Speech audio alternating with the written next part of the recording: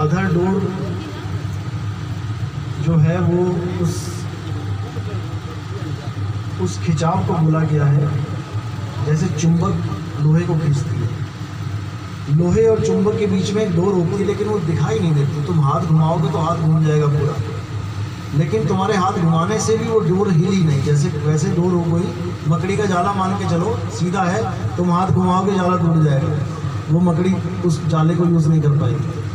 लेकिन चुंबक और लोहे के बीच में जो डोर है उसे हाथ घुमा के नहीं हिलाया जा सकता, थोड़ा जैसे, उसको अदर डोर कहते हैं। ब्रह्मरंध्र है, क्या होता है? ब्रह्मरंध्र हमारे ही शरीर का एक हिस्सा है। जैसे हमारी आंखें हैं, कान हैं, नाक है, मुंह है, ऐसे ही ब्रह्मरंध्र भी हमारे शरीर का हिस्सा है, वो विदेही नहीं है। ब्रह्मरंध्र के ज्ञानी बहुत मिल जाएंगे संसार में, दुनिया भर के। किसी भी योगी के पास चले जाओ, अगर उसको काया का पूरा ज्ञान है तो ब्रह्मरंध्र को भी जानता है। 10वां द्वार क्या है? ब्रह्मरंध्र को ही 10वां द्वार कह देते हैं, एक ही बात है। 11वीं जो खिड़की है वो 10वें द्वार से आगे का ज्ञान है, उसमें 10वें द्वार तक का ज्ञान नहीं है। 10 से आगे 11 है, यानी शरीर से आगे का ज्ञान है 11वीं खिड़की। वो शब्द भेद है जो शब्द बताए जाते हैं। कहते हैं मन प्रतिबिंब है या शरीर। मन और तन को एक ही जानो, पहले तो ये समझ लो कि पानी और बर्फ ये एक ही है। हमें लगता है कि ये दो है, जब तक हम इसे दो मान के बैठे हैं, जब तक हम उलझे रहेंगे।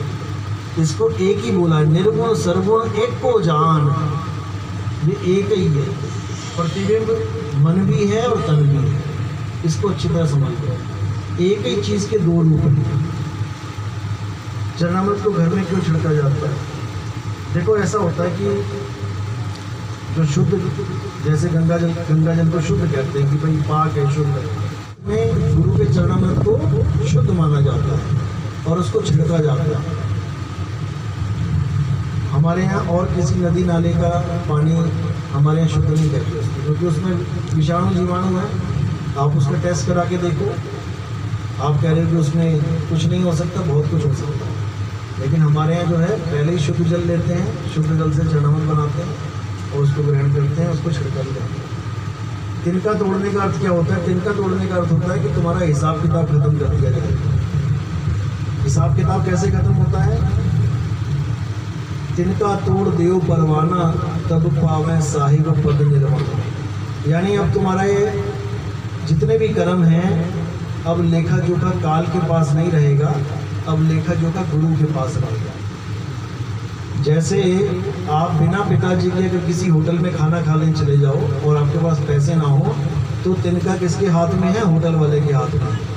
अब वो तुमसे बर्तन भी मंजवाएगा, तुमसे होटल में झाड़ू पोछा भी करवाएगा, और नहीं करो तो पुलिस वाले के पास भी भेज देगा, थाने में भी पहुंचा देगा। लेकिन जब तुम अपने पिताजी के साथ जाते हो होटल में, भले तुम्हारे पास पैसे ना हो, चमन ना हो, एक पैसा ना हो तुम्हारी जेब में, लेकिन तुम पिताजी के साथ गए हो तो तिनका पिताजी तोड़ देंगे। यानी अब होटल वाले के साथ पिताजी समझेंगे, उससे तुम्हें बीच में पड़ने की जरूरत नहीं है।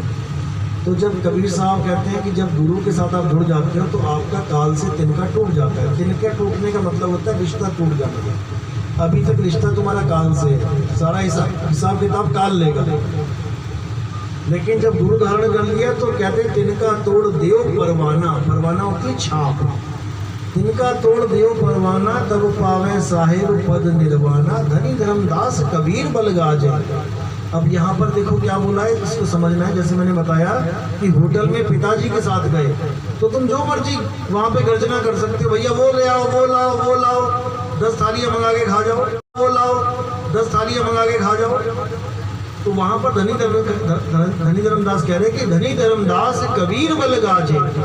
कबीर के बल की वजह से मैं गाज रहा हूँ और गुरु प्रताप से आरती साजे। यानी कि मैं होटल में कुछ भी मंगा के खा रहा हूँ अपने पिता के दम पे कि वो बैठा है मेरे साथ।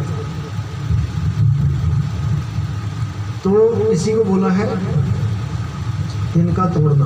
वहाँ हिसाब किताब पिता देखेगा। अगर पिता डांटेगा, अभी कई लोग कहते हैं कि अच्छा जी हमने नाम ले लिया, यानी अब हमने किसी कर्म का हिसाब नहीं देना, तो हमें दुख क्यों आएंगे? कई को ये वो दुख भी आ जाते हैं। वहाँ पर क्या हिसाब होता है? जैसे पिताजी हैं आपके और आपने ऐसे ऐसे कर्म कर रखे हैं जिनका बहुत खतरनाक फल मिलने वाला है।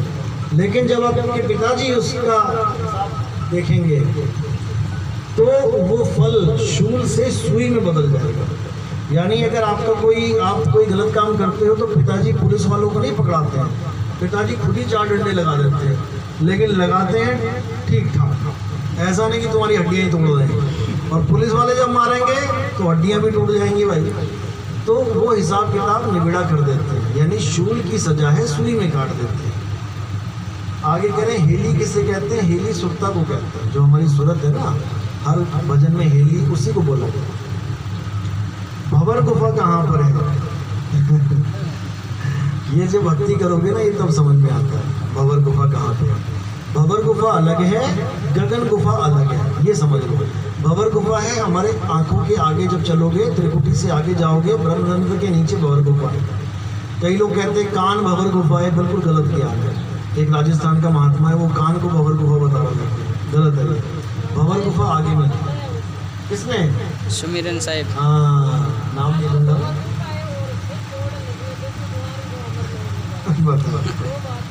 बिल्कुल गलत बताया। कबीर साहब कहते हैं ना मैं भंवर गुफा में रहता, ना श्वासों की श्वास में। भंवर गुफा अलग है और गगन गुफा अलग है। गगन गुफा को क्या बोला? अधर द्वीप तहाँ गगन गुफा में है निज वस्तु सारा, और ज्योति स्वरूप ही अलख निरंजन धरता ध्यान हमारा।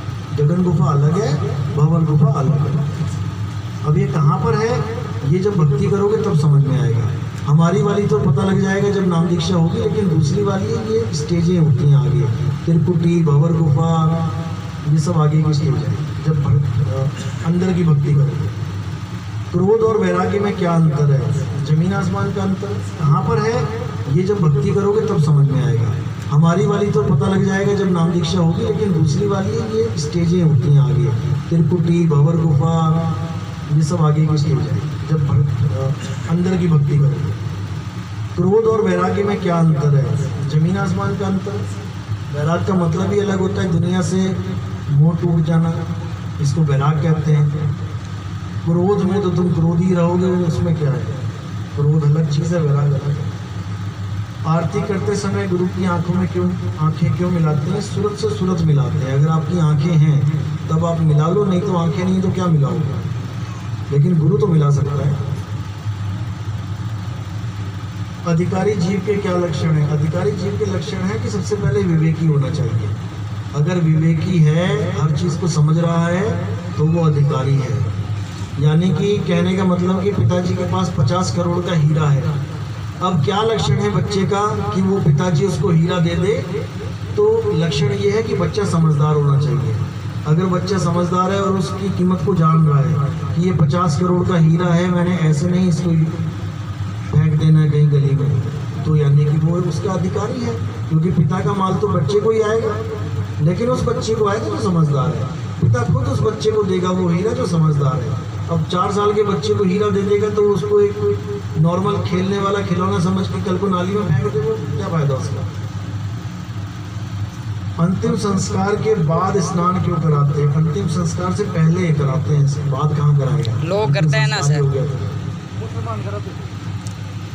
मुसलमान कराते हैं?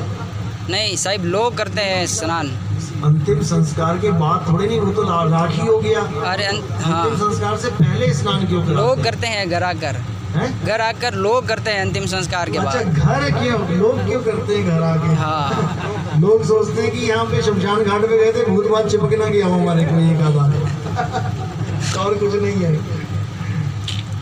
लोगों को ये भ्रम डाल दिया गया है कि आप ऐसी किसी जगह से आते हो जहाँ पर लाशें हैं या कोई शमशान घाट है, तो कोई गलत रूह हो गई, आत्मा हो गई, चिपक जाएगी तुम्हारे आगे, तो आके स्नान कर लो।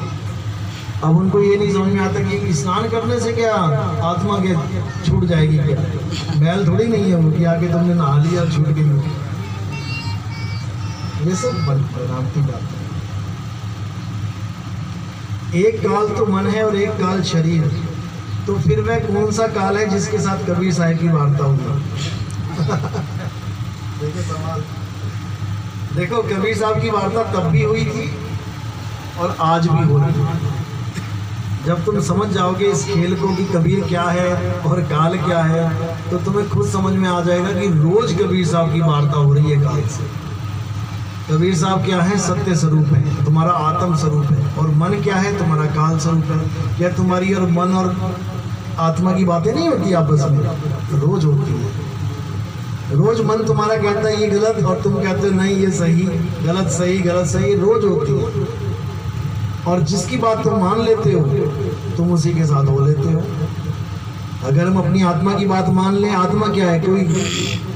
कोई कह रही है कोई 100 रुपये पड़ा हुआ है किसी का और तुम्हारा मन कह रहा है कि उठा ले, तो वो काल की आवाज़ है।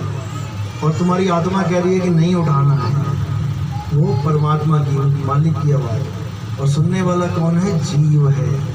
अब इस जीव को केवल साथ ले तो वो काल की आवाज़ है। और तुम्हारी आत्मा कह रही है कि नहीं उठाना है, वो परमात्मा की, मालिक की आवाज़ है। और सुनने वाला कौन है? जीव है। अब इस जीव को केवल साथ करना है, मन का साथ करना है कि आत्मा का साथ करना है, यानी काल का साथ करना है कि कबीर का साथ करना है। ज्ञान और अज्ञान ही कबीर और काल हैं। फिर समझ लो अच्छी तरह। कबीर साहब कहते हैं कहते साहिब कबीर का सब घटवासा, गुप्त प्रगट कुछ अजब तमाशा। जहाँ संत तहाँ प्रगट भय हूँ और जहाँ असंत गुप्त तहाँ रहे हूँ।